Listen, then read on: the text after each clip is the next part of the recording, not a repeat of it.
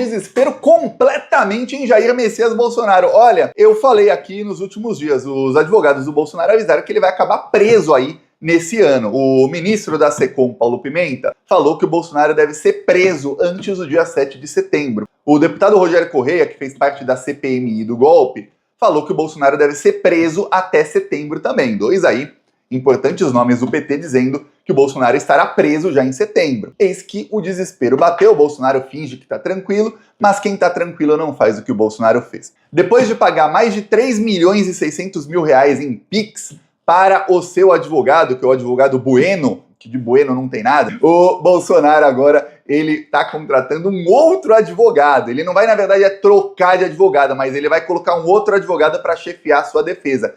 Quanto será que isso não vai custar? Vai custar caro, mais caro do que o Bueno, tá? O Bolsonaro já começou a conversar com um novo advogado, o novo advogado já está analisando o caso do Bolsonaro, segundo aí a imprensa, e aí ele vai dar um parecer sobre o caso do Bolsonaro e se ele vai realmente defender o Bolsonaro ou não. Ainda nem confirmou que ele será o advogado do Bolsonaro, mas ele quer. Por quê? Porque o novo advogado, que eu vou mostrar aqui, o nome dele é Celso Vilardi.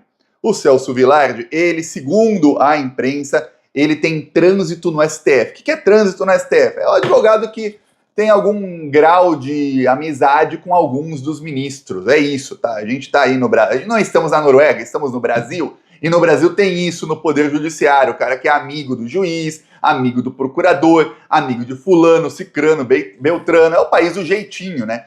E aí o que acontece? O Bolsonaro quer um advogado que possa, talvez, dar um jeitinho, porque ele viu que juridicamente tá ruim a situação dele. Segundo aí, 10 em 10 analistas dizem que ele estará preso muito em breve e que a primeira turma da STF vai fazer um julgamento, inclusive rápido. Como são só 5 ministros, tende a ser rápido o julgamento aí do Bolsonaro e dos outros. E vamos falar, se é até setembro, são aí 8 meses, menos de 9 meses de julgamento. Então, tá aí o desespero. Aí o que acontece?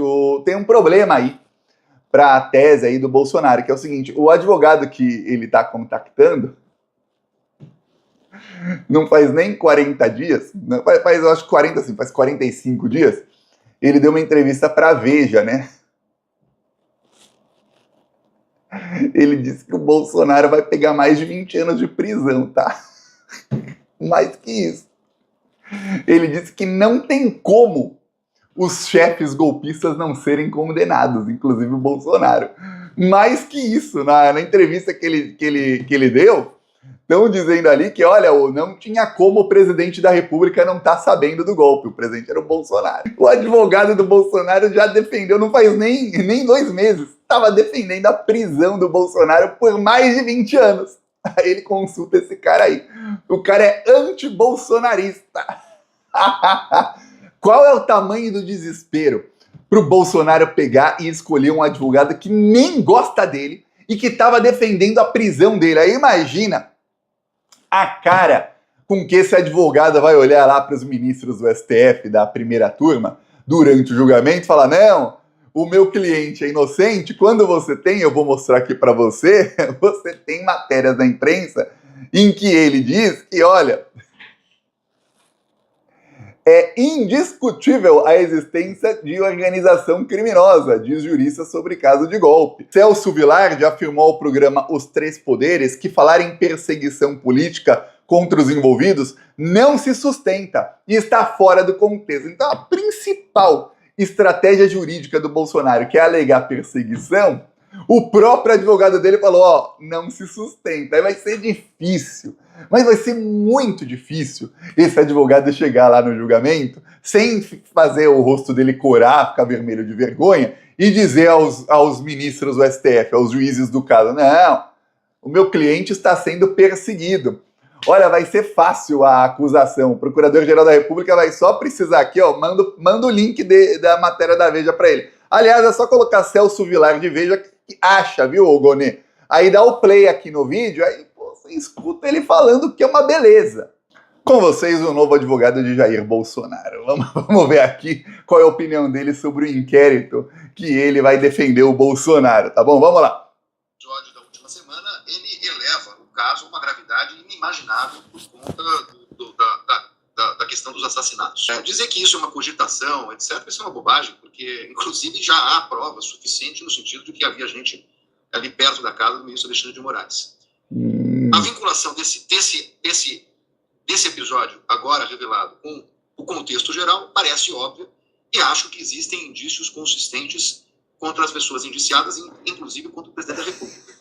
E isso é o que basta para o indiciamento, e efetivamente é o que deve bastar para a apresentação de uma denúncia. Então vamos aí ao resumo da ópera.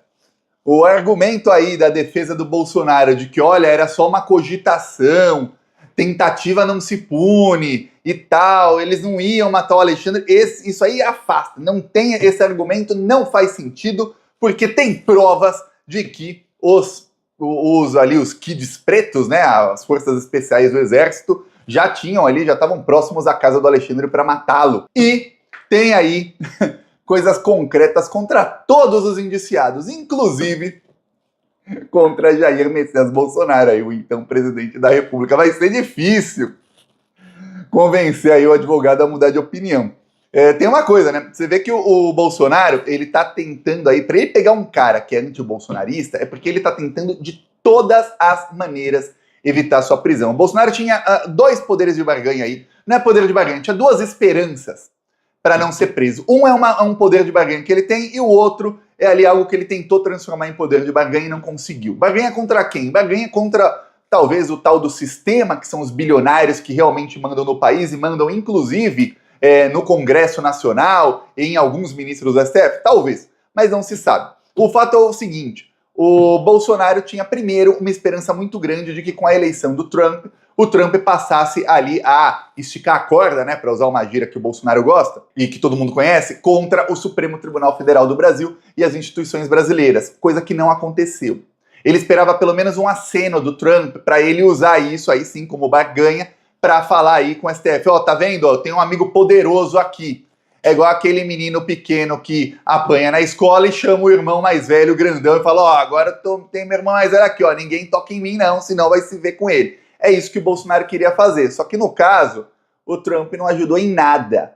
A única citação do Trump ao Bolsonaro, ele chama o Bolsonaro de extrema-direita, coisa que pro próprio Trump é um xingamento, e diz que o Brasil é uma democracia consolidada. Quer dizer, o argumento lá do Bolsonaro de que o Brasil é uma ditadura, tudo aquilo que o Eduardo Bolsonaro fala, o Brasil virou uma ditadura do judiciário, o argumento lá do Gustavo Geyer, né, que agora tá bem amigo do Bolsonaro, de que, olha, o Brasil é uma ditadura, narcoditadura, e o STF é o braço jurídico desses traficantes que dominam o Brasil. Foi por água abaixo, o próprio Trump falou, não é.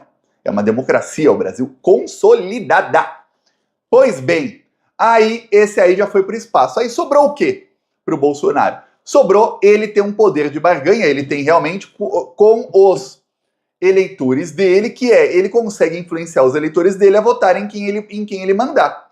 Ele provou isso na eleição a prefeito, de certo modo, só que acabou sendo uma derrota para ele. Que é o quê? Ele conseguiu convencer os bolsonaristas a votarem no Nunes, que é um candidato muito, muito ruim.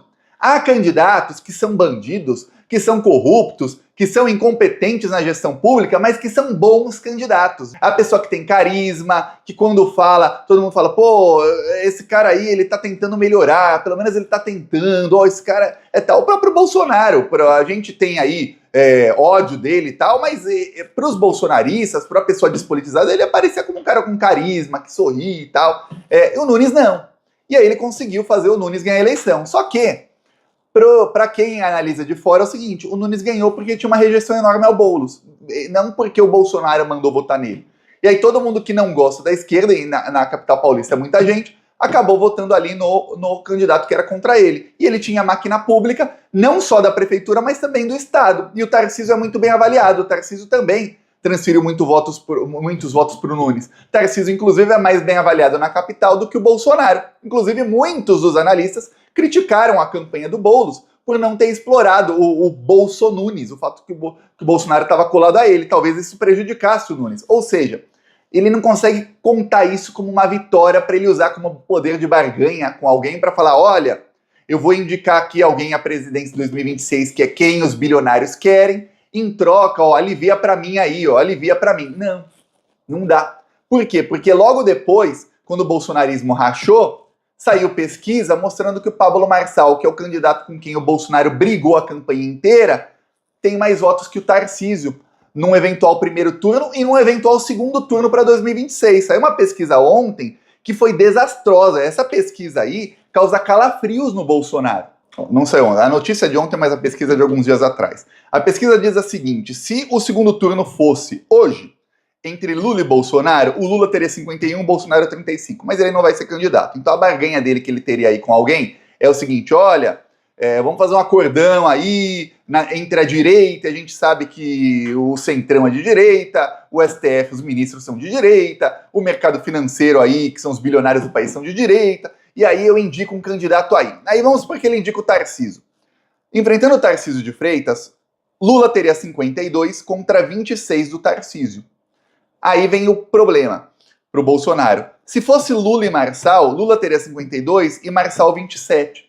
Só que num primeiro turno, o Tarcísio teria 15 e o Marçal 18. Então o Marçal já ganha do candidato do Bolsonaro. Aí deu ruim. Você tem aí a possibilidade de fazer parte da comunidade secreta do Plantão Brasil. Aqui a gente quer formar muitos influenciadores no nicho que você quiser. Nossa, quero falar de esporte, de futebol, de BBB, quero falar de cozinha, de culinária, do que você quiser, de religião, enfim. E a gente quer que você tenha aí o expertise, ou seja, tenha o conhecimento para você conseguir sucesso nisso, para que os influenciadores aí de um futuro bem próximo sejam pessoas de bem, plantonistas, que a gente consiga aí formar muitos influenciadores de sucesso. Então, quem quiser, é o primeiro link da descrição, ou no segundo link você pode falar com a nossa equipe de suporte. Falou!